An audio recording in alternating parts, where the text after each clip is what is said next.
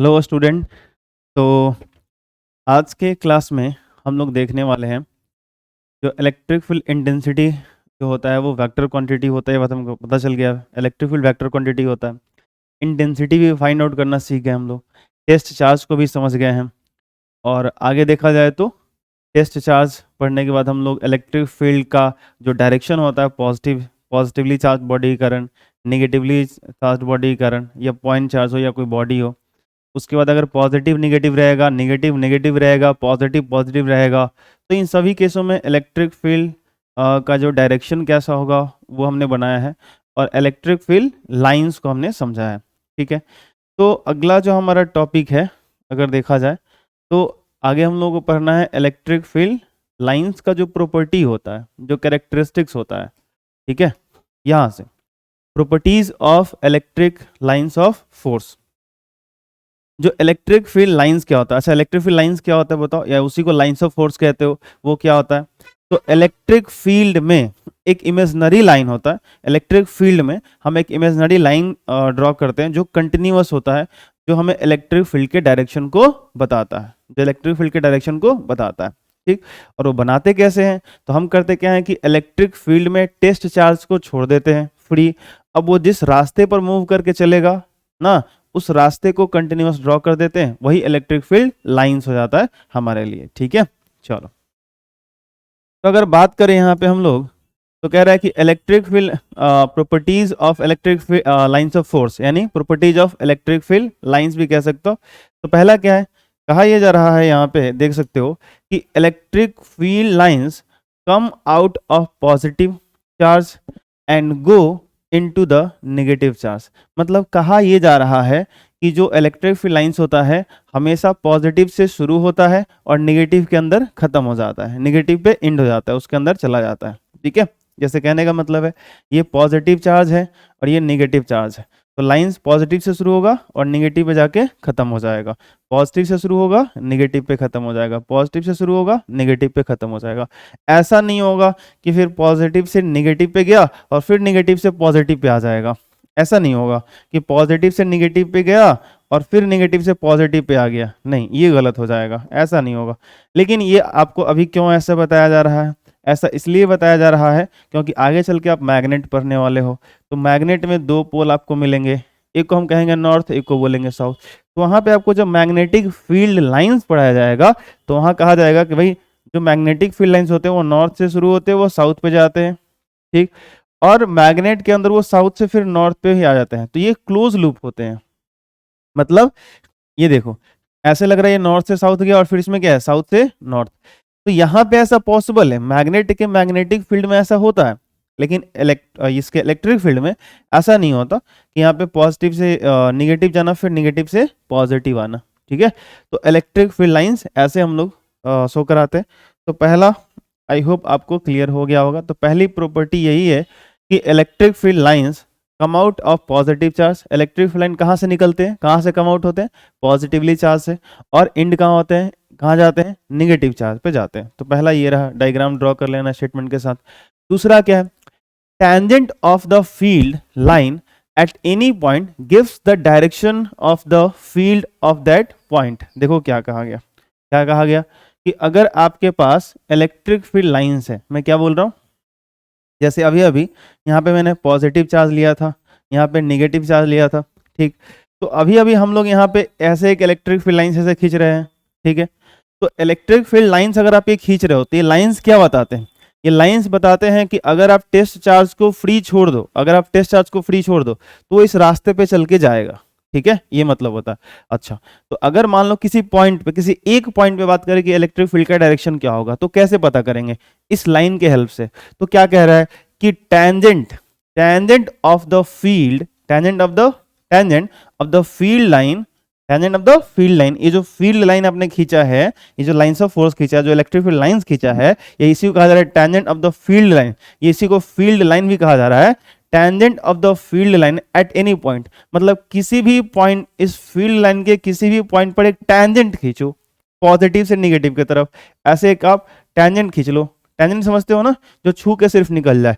ठीक है, gives the direction of the field at that point. मतलब ये जो टेंजेंट है इस पॉइंट पर इलेक्ट्रिक फील्ड का डायरेक्शन क्या है वो हमें बताएगा, वो हमें बताएगा। जैसे मान लीजिए हमने आपसे पूछा कि बताओ यहाँ पे इलेक्ट्रिक फील्ड लाइन अगर ये है तो इस पॉइंट पे इलेक्ट्रिक फील्ड का डायरेक्शन बताओ। तो इस पॉइंट पे आपको करना क्या है, टैंजेंट ड्रॉ करना है बस। तो यहाँ पे तो अगर आप टैंजेंट ड्रॉ करोगे तब तो ये इसी पे आएगा, सोच के देखो ना। तो आप सपोज करो कि मैं यहाँ पे बहुत सारा as a electric field line ऐसे खींच देता हूँ, ठीक है। और मैं आपको बोल रहा हूँ कि आप करो क्या, अलग अलग पॉइंट पे, जैसे मान लो मैंने बोला इस पॉइंट पे डायरेक्शन बताओ, इस पॉइंट पे डायरेक्शन बताओ, इस पॉइंट पे डायरेक्शन बताओ। तो आपको क्या करना है, तो जिस पॉइंट पे आपको इलेक्ट्रिक फील्ड का डायरेक्शन पूछा जा रहा है आप उस पॉइंट पे टैंजेंट ड्रॉ कर दो, उस पॉइंट पे एक टैंजेंट ड्रॉ कर दो। ये टैंजेंट का डायरेक्शन ही उस पॉइंट पे इलेक्ट्रिक फील्ड का डायरेक्शन हो जाएगा, उस पॉइंट के इलेक्ट्रिक फील्ड का डायरेक्शन हो जाएगा, ठीक है। चलो, तो ये रहा दूसरा। तीसरा क्या कह रहा है, field lines never intersect each other. क्या कह रहा है कि जो फील्ड लाइंस होते हैं यानी जो इलेक्ट्रिक फील्ड लाइंस होता है वो कभी भी एक दूसरे को इंटरसेक्ट नहीं करते, ठीक है। Electric field lines never intersect each other, कभी भी दो इलेक्ट्रिक फील्ड लाइंस एक दूसरे को इंटरसेक्ट नहीं करेंगे। क्यों नहीं करेंगे, जैसे मान लो हम लोग करा भी देते हैं, ये रहा पॉजिटिव, ये रहा नेगेटिव, और मान लो ये इलेक्ट्रिक फील्ड लाइन है, ठीक है, और एक और इलेक्ट्रिक फील्ड लाइन यहाँ से लेके जाते हैं और ऐसे मान लो लेके चले हैं। अब हमने क्या किया, ये भी पॉजिटिव से नेगेटिव गया, ये भी पॉजिटिव से नेगेटिव गया। तो अब हमने क्या किया यहाँ पे गलती, देखो कि इस पॉइंट पे हमने क्या कराया, दो इलेक्ट्रिक फील्ड लाइन को इंटरसेक्ट करवा दिया। अच्छा, अभी इसके पहले वाला प्रॉपर्टी क्या पढ़ा आपने कि भाई किसी पॉइंट पे जो टैंजेंट हम खींचते हैं लाइंस के ऊपर वो इलेक्ट्रिक फील्ड का डायरेक्शन बताता है। तो अगर इस लाइन के अकॉर्डिंग, इस लाइन के अकॉर्डिंग अगर टैंजेंट खींचोगे तो वो टैंजेंट ऐसे आएगा, ठीक। और इस लाइन के अकॉर्डिंग अगर टैंजेंट खींचोगे तब तो ये ऊपर चला जाएगा।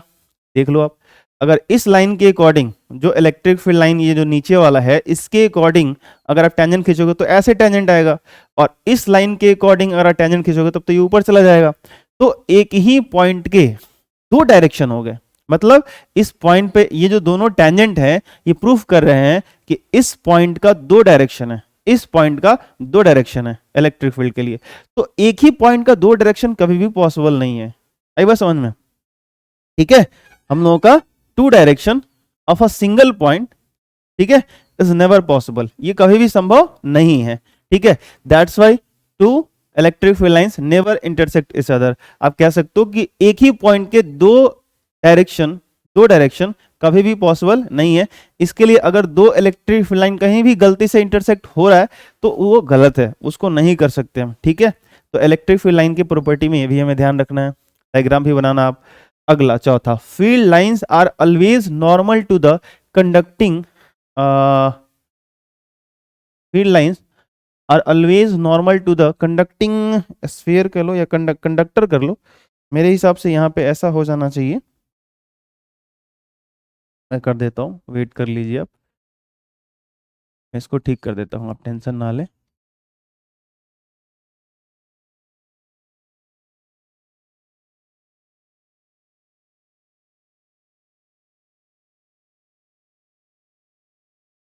चलिए यहाँ पे कंडक्टर कर लीजिएगा, ठीक है, कंडक्टर आप कर लेना, ठीक है। Field lines are always normal to the conductor, ठीक है। कंडक्टिंग सरफेस भी कर सकते थे हम लोग, कंडक्टिंग था सरफेस कर लेते, कोई दिक्कत नहीं। कंडक्टिंग सरफेस और सरफेस ऑफ कंडक्टर कर सकते हो, वो भी ठीक है, ठीक है। तो जैसे मान लो, मेरे कहने का क्या मतलब है कि मान लो कि यहाँ पे कोई स्फीयर है और वो कंडक्टर है, इंसुलेटर नहीं है। कंडक्टर समझते हो ना, जैसे कॉपर का हो गया मटेरियल, आयरन का हो गया, एल्युमिनियम का हो गया, सिल्वर का हो गया, तो जो भी कंडक्टर होते हैं ना, ठीक है, जिसमें इलेक्ट्रिसिटी फ्लो होती है, ठीक है। तो यहाँ पे मान लो एक स्फीयर हो गया और इस पे बहुत सारा पॉजिटिव चार्ज है, और आपसे पूछा जाए कि बताओ इलेक्ट्रिक फील्ड का जो डायरेक्शन है वो कैसा होगा, इलेक्ट्रिक फील्ड का जो डायरेक्शन है वो कैसा होगा।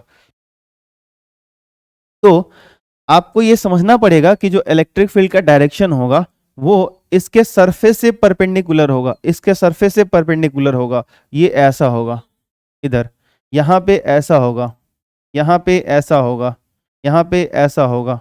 मतलब ऐसा लाइन आपको ड्रॉ करना है जो इसके सरफेस पे 90 डिग्री का कोण बना दे, नॉर्मल होना चाहिए। आप यहाँ पे ऐसा होगा, यहाँ पे कुछ ऐसा होगा, यहाँ पे कुछ ऐसा हो जाएगा, यहाँ पे कुछ ऐसा हो जाएगा। ये जितने भी इलेक्ट्रिक फील्ड लाइंस होंगे सबके सब नॉर्मल होंगे, जितने भी इलेक्ट्रिक फील्ड लाइंस होंगे ये सबके सब कंडक्टिंग स्फीयर से नॉर्मल होंगे, ठीक है। जैसे मान लो कि ये जो बोर्ड है, ठीक है, ये बोर्ड है, तो आप पूछोगे सर अगर ये बोर्ड है और इस बोर्ड के सरफेस पे चार्ज हो जाए तो बताओ इलेक्ट्रिक फील्ड लाइन कैसे खींचेंगे? तो नॉर्मल होना चाहिए, एक ऐसा लाइन खींचना पड़ेगा जो इस बोर्ड के परपेंडिकुलर हो। तो अगर ये बोर्ड है तो इसके परपेंडिकुलर ये रहा, अगर ऐसा बोर्ड रहता तो ये इसका इलेक्ट्रिक फील्ड लाइन हो जाता है ऐसे परपेंडिकुलर नॉर्मल ऐसे 90 डिग्री पे, ठीक है ना। तो ये हमें ध्यान रखना है। तो यहाँ पे आप चाहो तो ऐसा बना भी सकते हो, मान लो यहाँ पे एक ऐसे कोई सीट है जिसके ऊपर पॉजिटिव चार्ज है ऐसे बहुत सारा, और आपसे पूछ दिया जाए कि बताओ इलेक्ट्रिक फील्ड लाइन कैसा होगा? तो यहाँ पे इलेक्ट्रिक फील्ड लाइन इस सरफेस से परपेंडिकुलर होगा, इस सरफेस से क्या होगा? परपेंडिकुलर होगा। जहां भी आपको इलेक्ट्रिक फील्ड लाइन ड्रॉ करना है वो यहाँ पर इसके सरफेस से परपेंडिकुलर होगा, ठीक है ना। तो ये आपको ध्यान में रखना है और आई होप आप ध्यान रखोगे, मुझे पूरा विश्वास है, ठीक है। अब कहोगे सर इसका रीजन क्या है? देखो इसका भी बड़ा इंटरेस्टिंग रीजन है, बट थोड़ा सा क्या बोलते हैं आपको समझाना हो सकता है। मैं कोशिश करता हूँ, आप समझ जाओगे मुझे लगता है। देखो अगर इलेक्ट्रिक फील्ड लाइन अगर नॉर्मल नहीं होगा ना, नॉर्मल नहीं होगा, तो बात ये होती है कि इलेक्ट्रिक फील्ड अगर नॉर्मल नहीं हुआ तो कुछ एंगल पे होगा, ठीक है, सरफेस अगर कुछ एंगल पे होगा, तो अगर इलेक्ट्रिक फील्ड कुछ एंगल पे होगा ना तो वहां पे थोड़ा सा वेक्टर इंक्लूड हो जाएगा। और वेक्टर आप पढ़े नहीं हो, लेकिन अगर आपने वेक्टर पढ़ा है कभी भी कहीं से भी, ठीक है, तो समझने की कोशिश कर सकते हो। मैं आपको हल्का सा हिंट्स कर देता हूँ। जैसे मान लो कि ये पॉजिटिव चार्ज ये स्फीयर पे है, ठीक ना, और मैं बोल रहा हूँ कि यहाँ पे इलेक्ट्रिक फील्ड का डायरेक्शन ये है, देखो मैंने परपेंडिकुलर नहीं लिया, तो यहाँ पे ना एक टेंजेंट खींच लो ऐसे, और यहाँ पर एक परपेंडिकुलर इसके लाइन खींच लो। तो अगर इलेक्ट्रिक फील्ड का आपने ये डायरेक्शन माना है तो ये क्या होगा, इस इलेक्ट्रिक फील्ड को अगर मान लो कि ये इलेक्ट्रिक फील्ड इस स्फीयर के टेंजेंट से अगर कुछ थीटा एंगल बना रहा हो तो इसका एक कंपोनेंट इधर आ जाएगा ई कॉस थीटा और इधर आ जाएगा ई साइन थीटा। तो इलेक्ट्रिक फील्ड का कुछ हिस्सा इसके परपेंडिकुलर चला गया, लेकिन इसके टेंजेंट वाले डायरेक्शन में, इस स्फीयर के टेंजेंट वाले डायरेक्शन में क्या होगा, इलेक्ट्रिक फील्ड का कुछ हिस्सा आ जाएगा ई कॉस थीटा, ठीक है।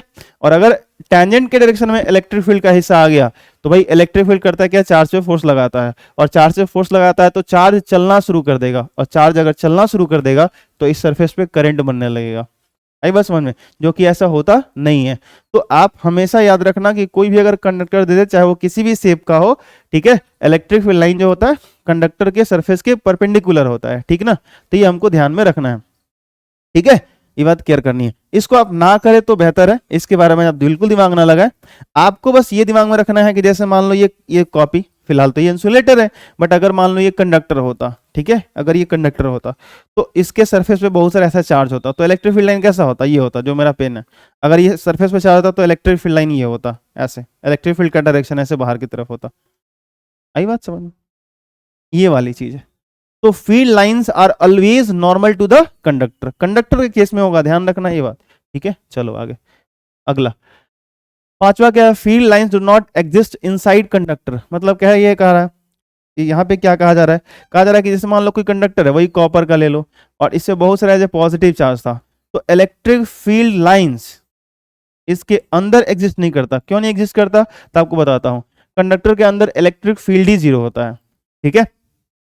क्यों होता है, कैसे होता है, वो फर्दर डेरिवेशन है, हायर क्लास में पढ़ोगे आप, ये भी हायर क्लास का ही है बट कोई नहीं, याद रखना कंडक्टर के अंदर इलेक्ट्रिक फील्ड ही जीरो होता है। तो भाई जहां पे फील्ड होगा उसको दिखाने के लिए फील्ड लाइंस का इस्तेमाल करते हैं, जहां फील्ड होगा उसको दिखाने के लिए फील्ड लाइन का इस्तेमाल करते हैं, जहां फील्ड ही नहीं हुआ लाइन क्या ड्रॉ करना है कि नहीं। तो सिंपल बात यहाँ पे है कि field lines do not exist inside conductor, ठीक ना। तो अगर आप चाहो मेरे हिसाब से तो इसको यहाँ पे डायग्राम बना लेना, और कोई ऐसे पूछ रहा है कि ऐसा आप क्यों कर रहे हो, ठीक है ना, अब ऐसा क्यों बोल रहे हो कि कंडक्टर के अंदर इलेक्ट्रिक फील्ड लाइंस नहीं ड्रॉ कर सकते, नहीं होता है, तो आप बोल देना कि electric field inside the conductor is zero, that's why electric field lines no present, is no present बोल सकते हो, कोई दिक्कत है, डज नॉट एग्जिस्ट ऐसे बोल सकते हो। चलो आगे छठा देख लो, the electric field lines Newan क्या होता है, नेवन फ्रॉम, अच्छा नेवर होना चाहिए था यहाँ पे, NEVER होना चाहिए, N हो गया है। इनको हटाया जाए यहाँ से और R किया जाए, टाइपिंग मिस्टेक है क्या, नेवर,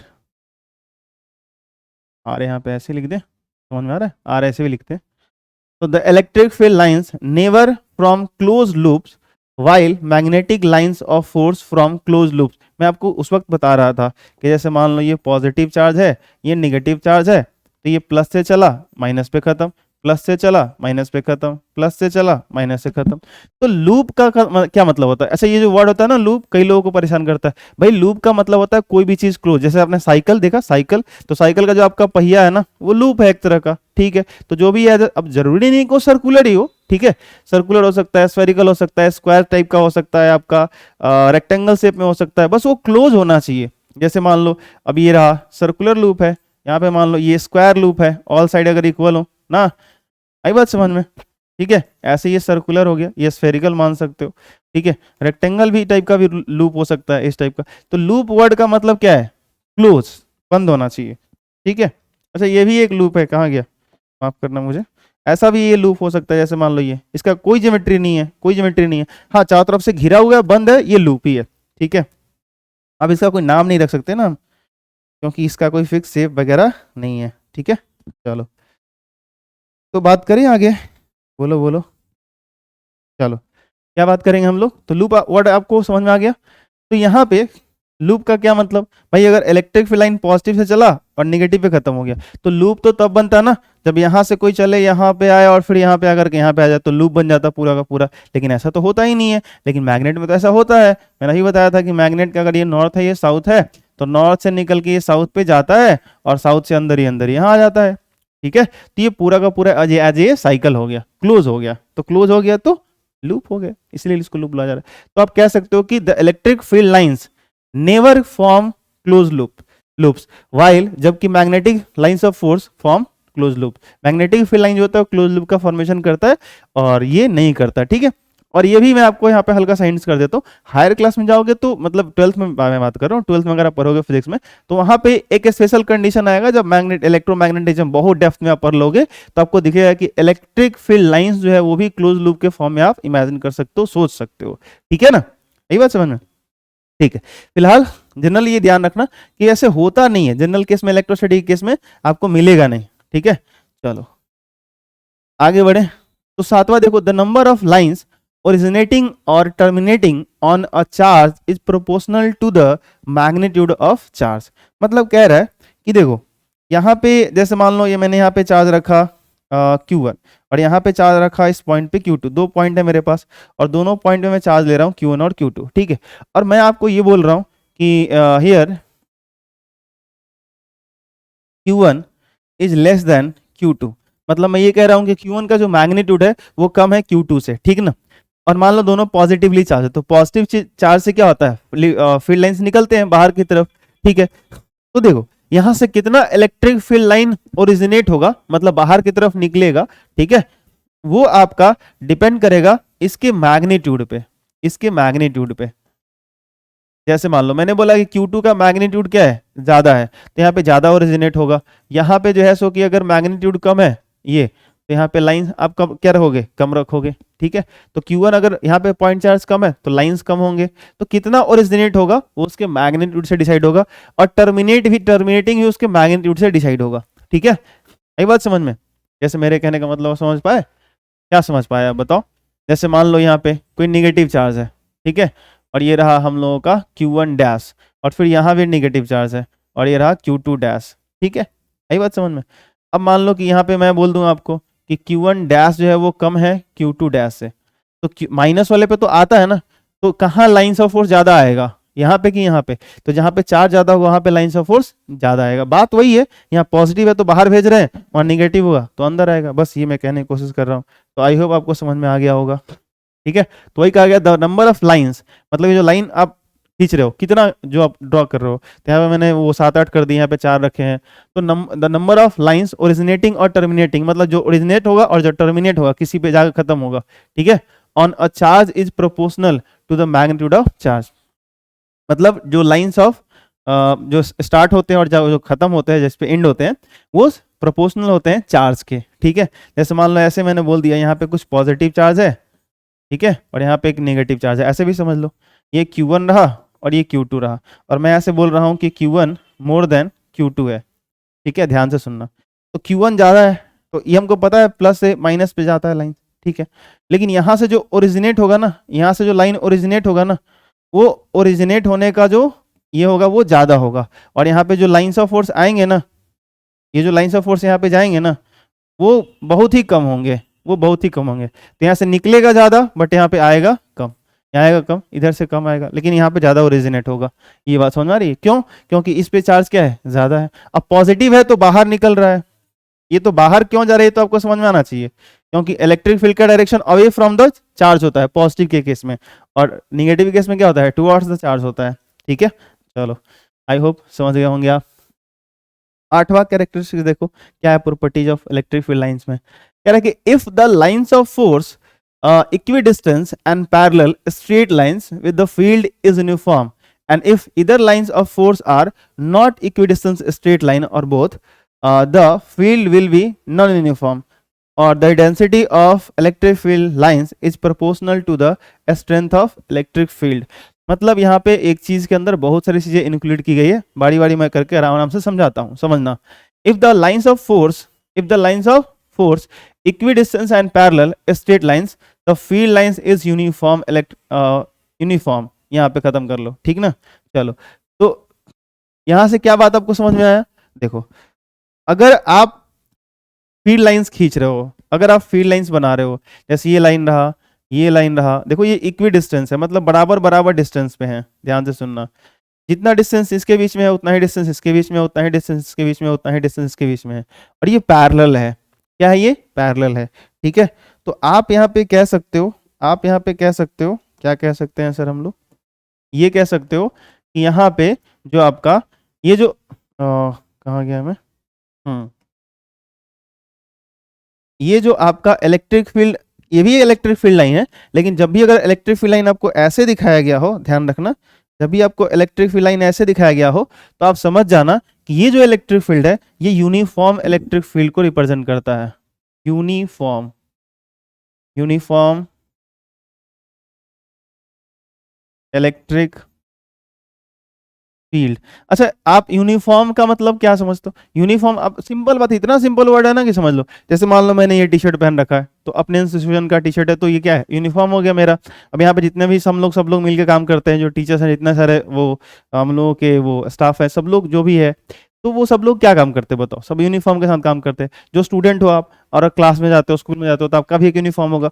तो यूनिफॉर्म उसका क्यों नाम है? क्योंकि सबका एक जैसा है।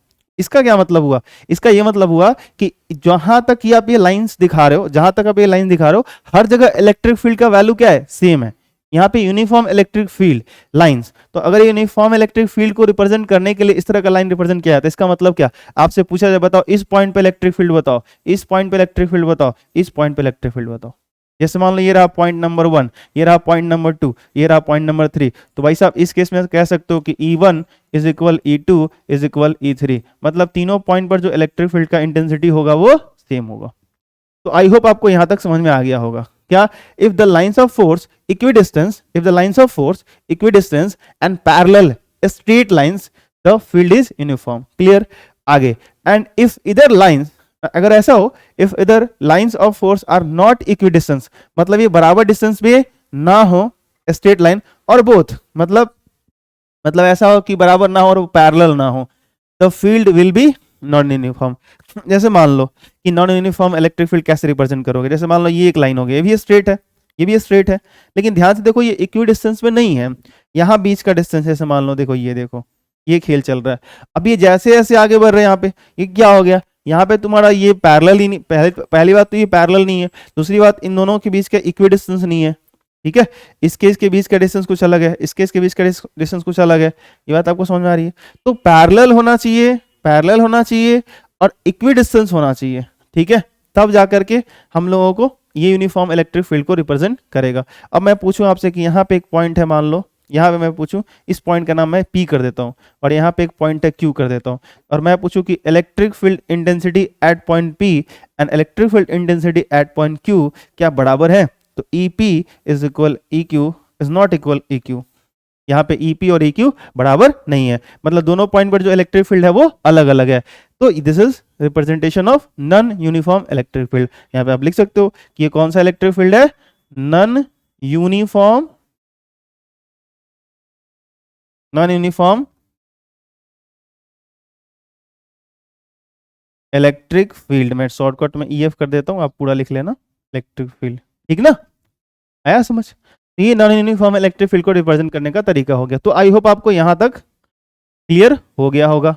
आगे लास्ट कह रहा है the density of field lines is proportional to the straight of electric field. क्या कहा? The density of field lines is proportional to the straight of to the strength of, sorry straight में पढ़ रहा हूं, strength of electric field lines. ये क्या कह रहा है? कह रहा है कि देखो, ये कह रहा है कि मान लो कि आप ये करना चाहते हो, जैसे इलेक्ट्रिक फील्ड लाइन आप खींच रहे हो, ठीक ना, आप मेरे बात को समझना, मैं क्या कहना चाहता हूँ। जैसे मान लो यहाँ पे आपने ऐसे इलेक्ट्रिक फील्ड को, ये यूनिफॉर्म को मैं दिखा रहा हूँ, ठीक ना, अब ये ऐसे दिखा रहा हूँ, ठीक। अब यहाँ पे अगर यहाँ पे मैं फिर से एक और यूनिफॉर्म इलेक्ट्रिक फील्ड रिप्रेजेंट कर रहा हूँ, ठीक है। अब ये भी यूनिफॉर्म है, वो भी यूनिफॉर्म है, तो इसका मतलब ये थोड़ी ना है कि जो इलेक्ट्रिक फील्ड अब उसका है वही इलेक्ट्रिक फील्ड इसका है। ध्यान से देखो, अब इस इलेक्ट्रिक फील्ड में और इस इलेक्ट्रिक फील्ड में डिफरेंस है, ऐसा नहीं कि नहीं है। अब इसके हर पॉइंट का इलेक्ट्रिक फील्ड सेम है, इसमें हर पॉइंट का इलेक्ट्रिक फील्ड सेम है, लेकिन इसका इलेक्ट्रिक फील्ड इसके इलेक्ट्रिक फील्ड के बराबर हो जरूरी थोड़ी है। जैसे मान लो मेरा स्कूल है तो मेरा अलग यूनिफॉर्म है, आपका कोई स्कूल है तो उसका अलग यूनिफॉर्म हो सकता है। अब मेरे स्कूल के जितने सारे बच्चे हैं वो सब एक जैसे यूनिफॉर्म पहनते हैं, दूसरे स्कूल के जो बच्चे हैं वो सब एक जैसे यूनिफॉर्म पहन सकते हैं। तो कहने का मतलब ये अलग स्कूल है, ये अलग स्कूल है, ठीक है। अब यहाँ पे हर पॉइंट का इलेक्ट्रिक फील्ड सेम है, हर बच्चे का यूनिफॉर्म सेम है, यहाँ भी हर बच्चे का यूनिफॉर्म सेम है, लेकिन इसका और इसका यूनिफॉर्म सेम हो कोई जरूरी थोड़ी है, ये डिफरेंटली तो हो सकता है। तो ये कैसे डिसाइड होगा, ये कैसे डिसाइड होगा? तो यहाँ पे जो लाइंस ऑफ फोर्स देख लो, तो यहाँ क्या है, बहुत ही पास पास है, यहाँ पे क्या है, थोड़ा दूर दूर है। तो क्या समझ में आया, क्या समझ में आया कि यहाँ पे लाइन की जो डेंसिटी है वो क्या है, ज्यादा है। यहाँ पे लाइंस ऑफ फोर्स की डेंसिटी क्या है, ज्यादा है, और लाइंस ऑफ फोर्स की अगर डेंसिटी ज्यादा है इसका मतलब है कि यहाँ पे इलेक्ट्रिक फील्ड की डेंसिटी इसके कंपेयर में ज्यादा है। तो अगर मैं बोलूं कि भाई साहब, मैं अच्छे समझाता हूं, यहां मैं 2 पॉइंट ले लेता हूं, ये रहा पॉइंट नंबर 1, ये रहा पॉइंट नंबर 2, ठीक है। और इसमें मैं यहां पे ये रहा पॉइंट नंबर 3, आई होप आपको दिख रहा होगा, ये रहा पॉइंट नंबर 4, मैं सब आपको समझाता हूं, टेंशन ना लो। ये रहा 2, ये रहा पॉइंट नंबर 1। तो अगर यहां आपसे पूछा जाए कि बताओ इलेक्ट्रिक फील्ड जो पॉइंट 1 पे है क्या वही इलेक्ट्रिक फील्ड पॉइंट 2 पे है? हाँ है, क्योंकि 1 और 2 एक ही फील्ड में है, उसी में यूनिफॉर्म में ही है। अच्छा, हमसे पूछा जाए कि इलेक्ट्रिक फील्ड एट पॉइंट 3 और electric field intensity at point 4 क्या सेम है? हाँ सेम है। बट अगर हमसे यहाँ पूछा जाए कि भाई इलेक्ट्रिक फील्ड एट पॉइंट 1 क्या बराबर है वो 3 के? नहीं जी, ये बराबर नहीं है, ये बराबर नहीं है।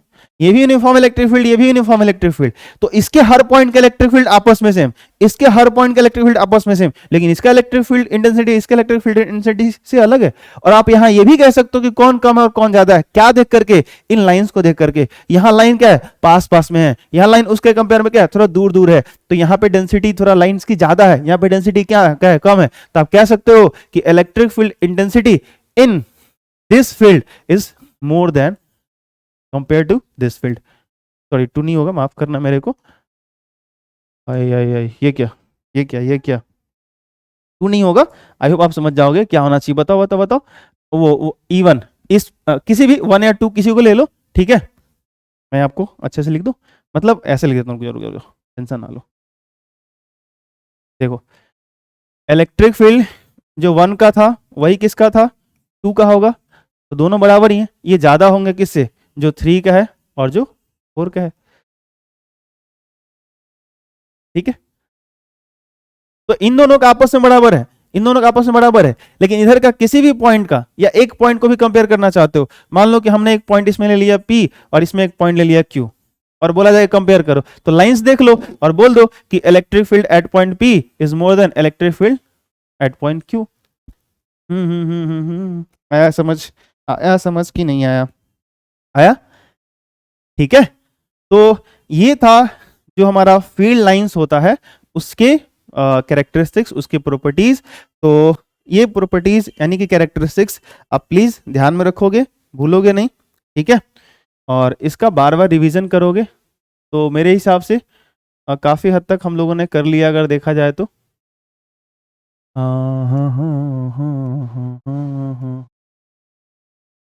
कहाँ से हम लोगों ने शुरू किया था, यहाँ से। देखो पहला क्या था, properties of electric lines of force में, electric field lines come out of positive charge, positive से शुरू होता है नेगेटिव पे खत्म हो जाता है। दूसरा हमने क्या प्रॉपर्टीज पढ़ा, tangent of the field lines at any point gives the direction of the field. Tangent हमें क्या देता है, टेंजेंट हमें क्या देता है बता दो, किसी भी लाइंस ऑफ फोर्स पे जो टेंजेंट खींचते हैं वो टेंजेंट हमें उस पॉइंट पे इलेक्ट्रिक फील्ड का डायरेक्शन देता है, ये हमें पता चला। अच्छा, field lines never intersect each other, मतलब दो फील्ड लाइंस कभी एक दूसरे को काटेंगे नहीं, क्यों नहीं काटेंगे, अगर काटेंगे तो एक ही पॉइंट का दो डायरेक्शन होगा जो कभी भी पॉसिबल नहीं है, इसलिए गलत हो जाएगा। अगला क्या था, field lines are always normal to the surface of conductor, यहाँ पे जोड़ ही लेना अच्छा रहेगा,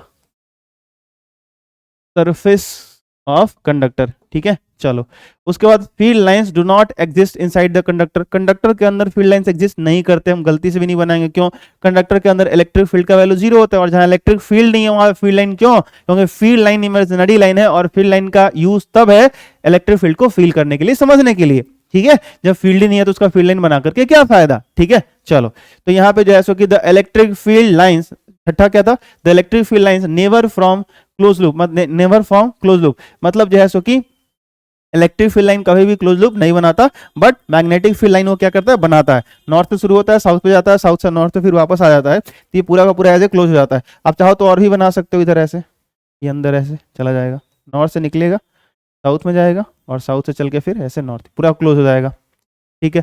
ये था। अगला है the number of lines originating और terminating on a charge is proportional to the magnitude of charge, मतलब चार्ज अगर कहीं ज्यादा है तो वहां से लाइन ज्यादा इमिट होगा, अगर माइनस होगा तो वहां पे ज्यादा आएगा, चार्ज अगर कम है पॉजिटिव तो वो कम इमिट होगा, निगेटिव कम है तो कम लाइन यहाँ पे आएगा, ठीक है। ये बात हमको दिमाग में रखने हैं।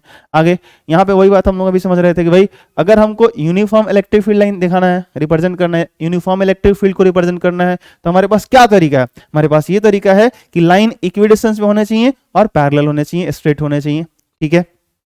यहाँ पे अब यहाँ पे जैसे मान लो एक चीज अगर आप चाहो तो आपको बता देता हूँ, वो क्या है, ऐसे मान लो ऐसे पॉजिटिव रहा और ये निगेटिव रहा, तो ऐसे अगर आपको इलेक्ट्रिक फील्ड लाइन ऐसे दे दिया गया हो और बोला जाए बताओ इलेक्ट्रिक फील्ड जो है वो यूनिफॉर्म है कि नॉन यूनिफॉर्म है, ये देख के ही लग रहा है नॉन यूनिफॉर्म है, ये नॉन यूनिफॉर्म है, ठीक है। यूनिफॉर्म इलेक्ट्रिक फील्ड लाइन को रिप्रेजेंट करने का तरीका आपके पास एक ही है, वो जो मैंने बताया यहाँ पे ये वाला, ठीक है, इसको याद रखोगे, ठीक है। ये रहा नॉन यूनिफॉर्म इलेक्ट्रिक फील्ड को रिप्रेजेंट करने का तरीका। और आखिर में मैंने आपको ये बताया कि जो डेंसिटी होता है ना, जो क्या होता है, बोलो बोलो, जो डेंसिटी होता है कि भाई लाइंस की डेंसिटी जितनी ही ज्यादा होगी उसका इलेक्ट्रिक फील्ड, जहां पे डेंसिटी कम होगा लाइंस दूर दूर होंगे, उसके कंपेयर में इलेक्ट्रिक फील्ड का वैल्यू ज्यादा होगा, ठीक है। तो आई होप आपको यहाँ तक समझ में आ गया होगा। आगे हम लोग जो है सो कि पोटेंशियल वगैरह की बात करेंगे, इलेक्ट्रिक पोटेंशियल की बात करेंगे, ठीक है। तब तक के लिए शुक्रिया, थैंक यू सो मच बच्चों, मिलते हैं फिर अगले क्लास में, अगले वीडियो में।